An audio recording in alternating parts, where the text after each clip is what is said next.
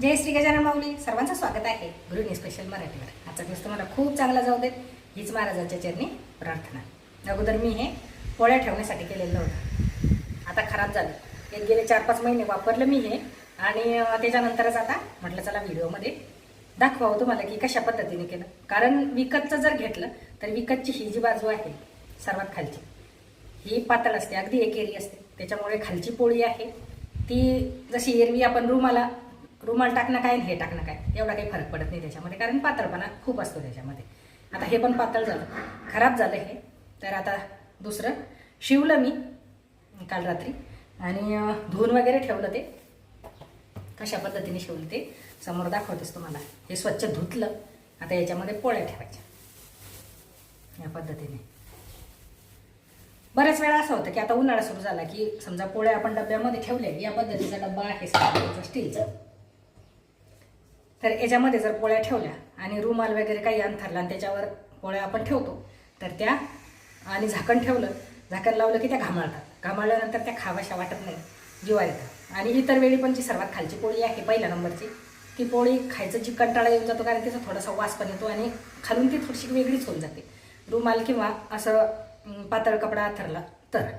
आणि या पद्धतीचं जर केलं, आता हे गेली 5-6 महिने मी वापरलं. बऱ्याच वेळा पाहायला असेल तुम्ही व्हिडिओमध्ये.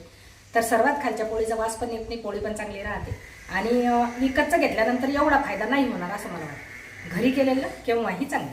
मी यावेळेस हे थोडंसं लहान झालं होतं, हे जरा मोठं केलं. हे 7 इंचाचंच केलं होतं, हे 8 इंचाचं केलं. आणि तसं पाहिलं तर याच्यामध्ये हे थोडंसं म्हणजे 7 इंचाचंही बरोबर बसलं होतं, पण 8 इंचाचं याच्यासाठी केलं की याच्यामध्ये थोडी जर पोळी मोठी झाली, एखाद्या वेळेस 2 पोळ्याचा असला ना आपण कंटाळा आला की त्याची एकच करतो, पण थोडी मोठी करतो.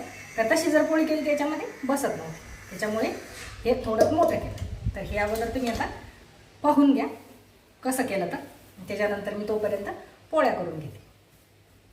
आणि हे ठेवताना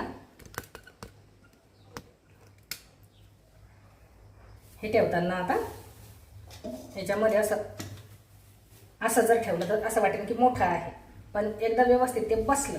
गोल आहे हे नाही, चौकोनी केलं, गोल पण करेल आता, एखाद्या वेळेस गोल पण करेल.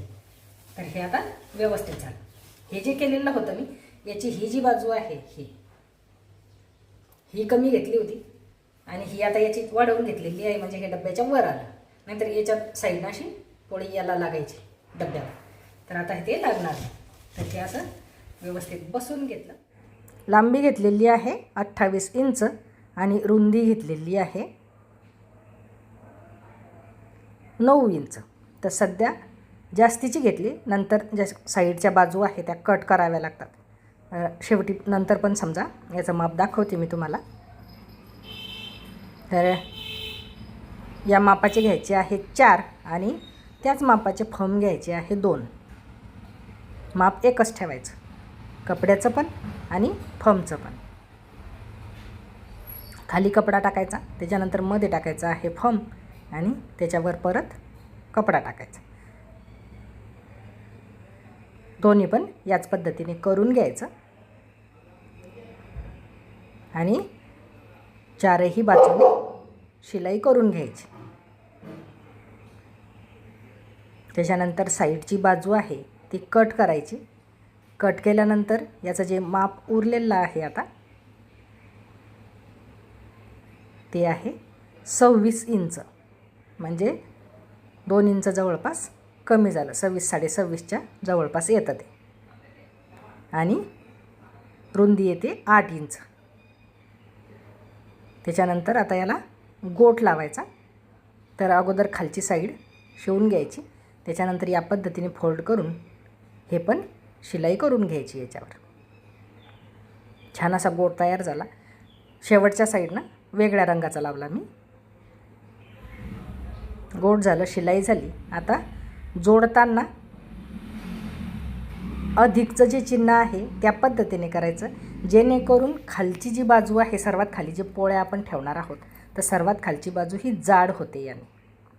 तसे या पद्धतीचे थोडे 4 कट करून ते पण करू शकता तुम्ही, पण त्याने खालची बाजू पातळ होते. तर या पद्धतीने जर केलं तर खालची बाजू जाड होते. सर्व साईड सारख्या मोजून घ्यायच्या, त्याच्यानंतर त्याच्यावर खुणा करून घ्यायच्या म्हणजे शिलाई करताना मागे पुढे होत नाही. चारही बाजू सारख्या यायला पाहिजे.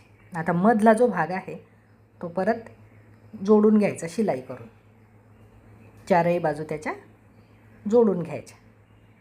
जोडल्यानंतर आता सारखी बाजू परत मोजायची आहे. या पद्धतीने जोडायचं आहे आपल्याला, जेणेकरून तो असा बॉक्ससारखा त्याला आकार येईल. तर ही बाजू घेताना 4 इंच घेतलेली आहे मी. त्या पण सारख्या मोजून घ्यायच्या, म्हणजे चारही बाजूने 4-4 इंच नंतर मोजून घ्यायच्या. त्याच्यानंतर खून करायची त्याच्यावर आणि जोडून घ्यायच्या.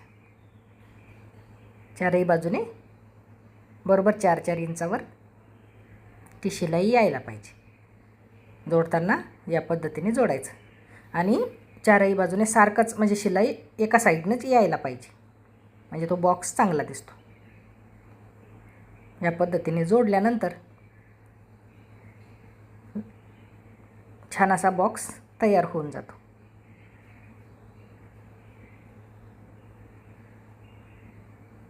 अगदी 5 ते 10 मिनटंही लागत नाही हे तयार करायला.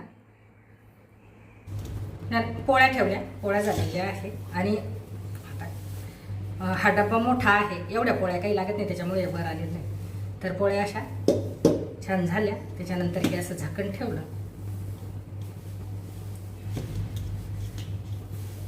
म्हणजे खालची बाजू पण याची डबल घेतल्यामुळे नरम आहे आणि वरची बाजू पण नरम आहे.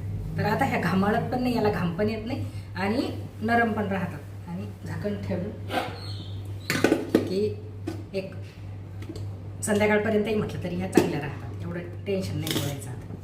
तर हे आता कंप्लीट झालं. व्हिडिओ कसा वाटला कमेंटमध्ये नक्की सांगा. नवीन असाल चॅनलवर तर सबस्क्राईब करा. भेटू परत पुढील व्हिडिओमध्ये. तोपर्यंत धन्यवाद.